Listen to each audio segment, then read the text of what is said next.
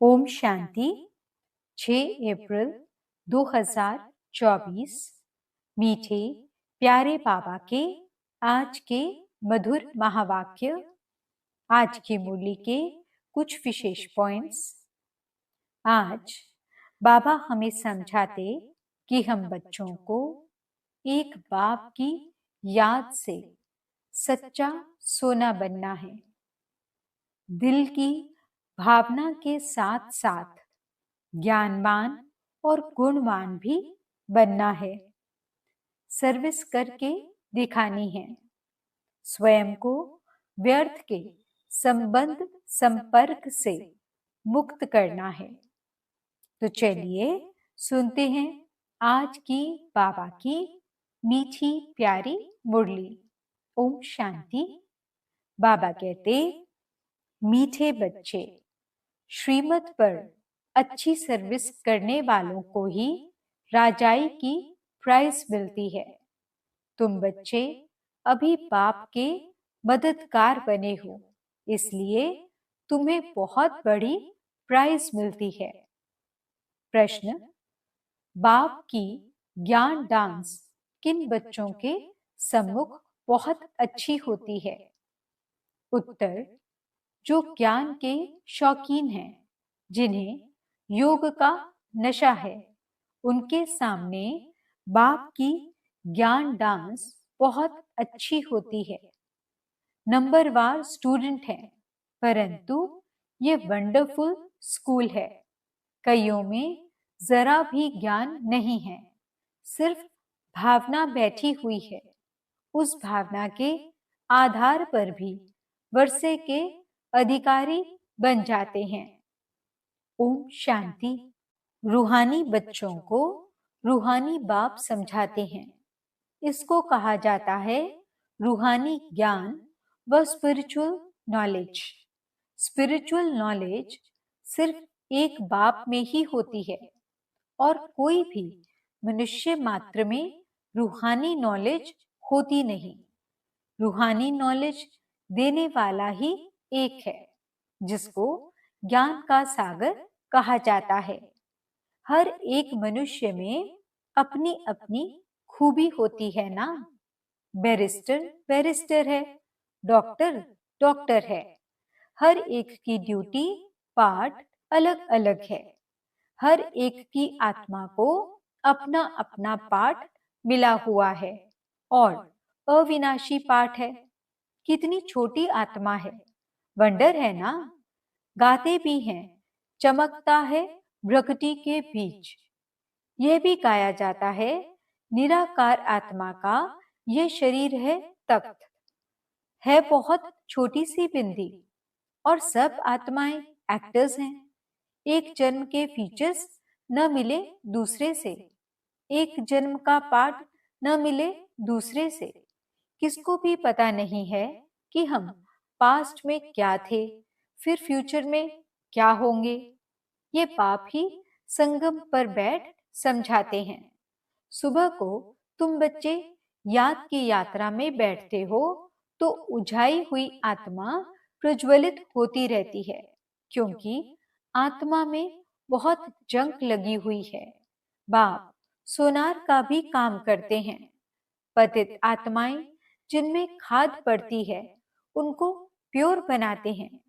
खाद पड़ती तो है ना, चांदी, तांबा, लोहा आदि नाम भी ऐसे हैं। गोल्डन एज, सिल्वर एज, सतो प्रधान, सतो, रजो, तमो। ये बातें और कोई भी मनुष्य गुरु नहीं समझाएंगे, एक सतगुरु ही समझाएंगे। सतगुरु का अकाल तख्त कहते हैं ना। उस सतगुरु को भी तख्त चाहिए ना। जैसे तुम आत्माओं को अपना अपना तख्त है, उनको भी तख्त लेना पड़ता है। कहते हैं, मैं कौन सा तख्त लेता हूं, ये दुनिया में कोई को पता नहीं है। वह तो नेति नेति कहते आए हैं, हम नहीं जानते हैं। तुम बच्चे भी समझते हो, पहले हम कुछ भी नहीं जानते थे। जो कुछ भी नहीं समझते हैं, उनको बेसमझ कहा जाता है। भारतवासी समझते हैं, हम बहुत समझदार थे, विश्व का राज्य भाग्य हमारा था, अब बेसमझ बन पड़े हैं। बाप कहते हैं, तुम शास्त्र आदि भल कुछ भी पढ़े हो, ये सब अब भूल जाओ, सिर्फ एक बाप को याद करो। गृहस्थ व्यवहार में भी भल रहो।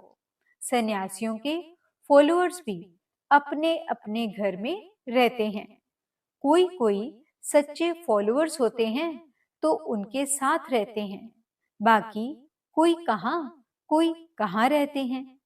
तो ये सब बातें बाप बैठ समझाते हैं। इसको कहा जाता है ज्ञान की डांस। योग तो है साइलेंस, ज्ञान की होती है डांस। योग में तो बिल्कुल शांत रहना होता है। डेड साइलेंस कहते हैं ना, 3 मिनट डेड साइलेंस। परंतु उसका भी अर्थ कोई जानते नहीं। सन्यासी शांति के लिए जंगल में जाते हैं, परंतु वहां थोड़े ही शांति मिल सकती है। एक कहानी भी है, रानी का हार गले में। यह मिसाल है शांति के लिए। बाप इस समय जो बातें समझाते हैं वह दृष्टांत फिर भक्ति मार्ग में चले आते हैं।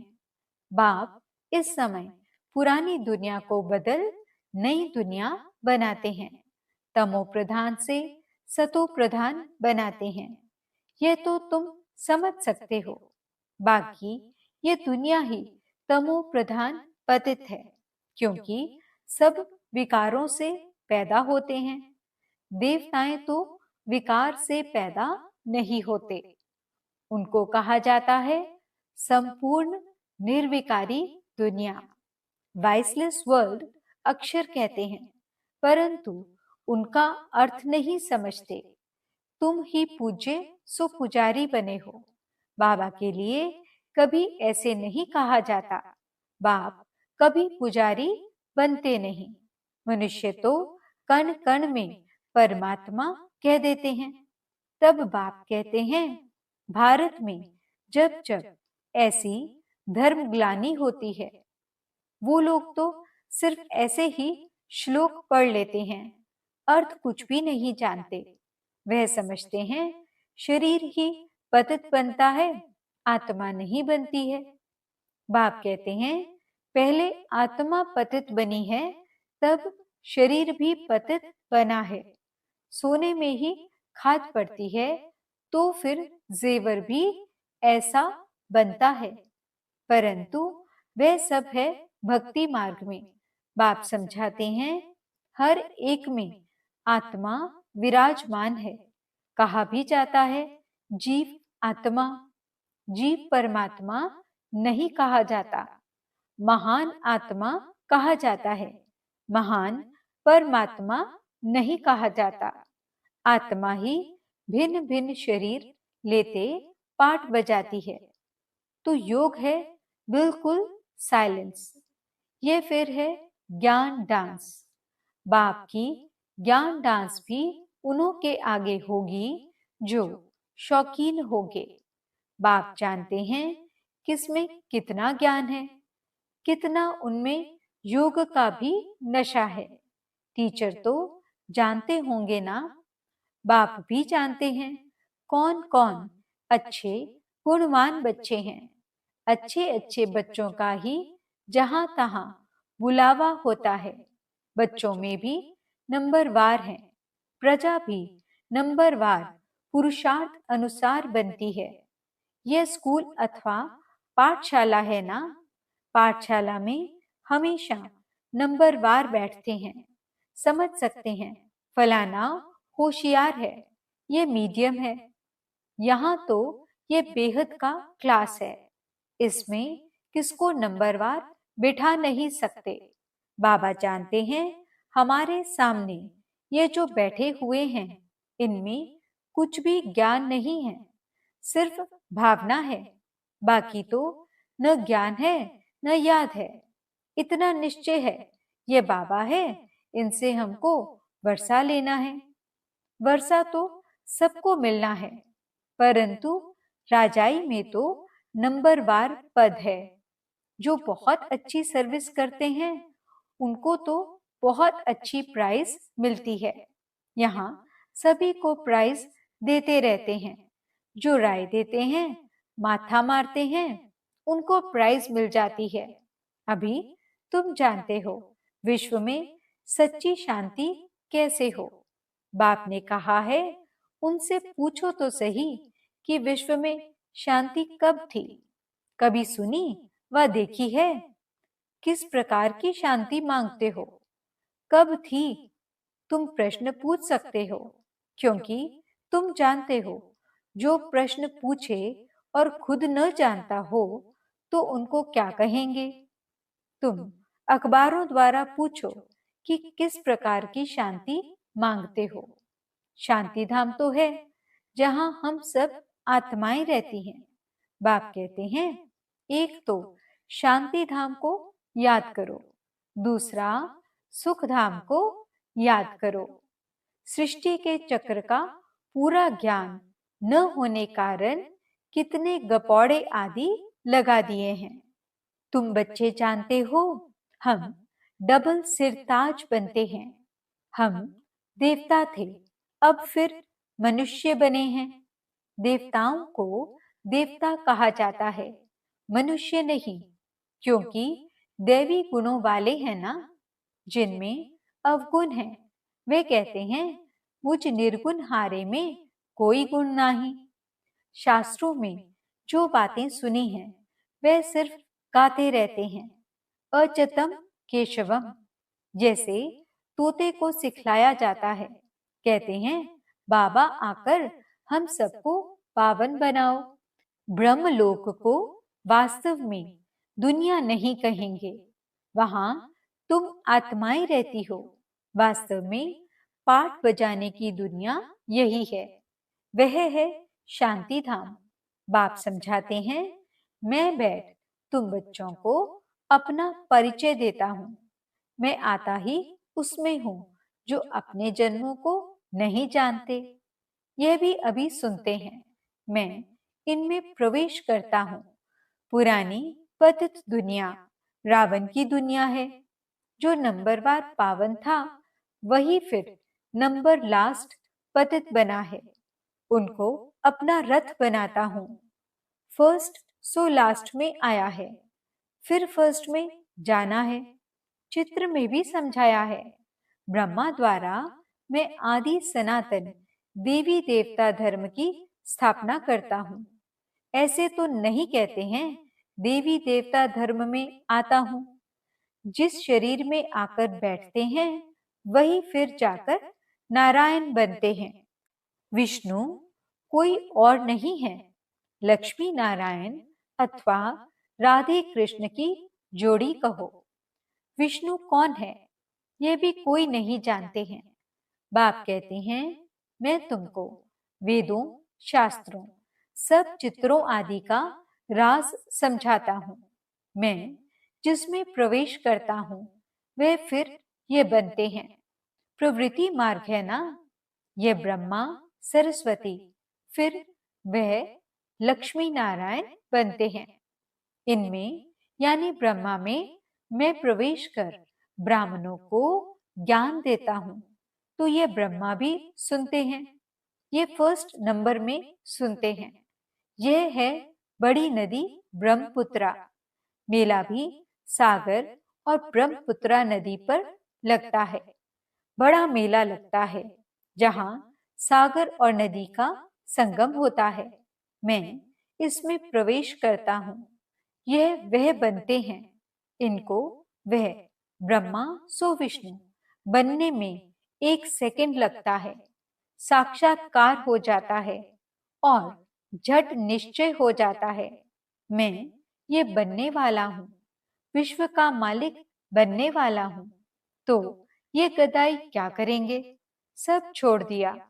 तुमको भी पहले मालूम हुआ बाबा आया हुआ है, ये दुनिया खत्म होने वाली है, तो झट भागे।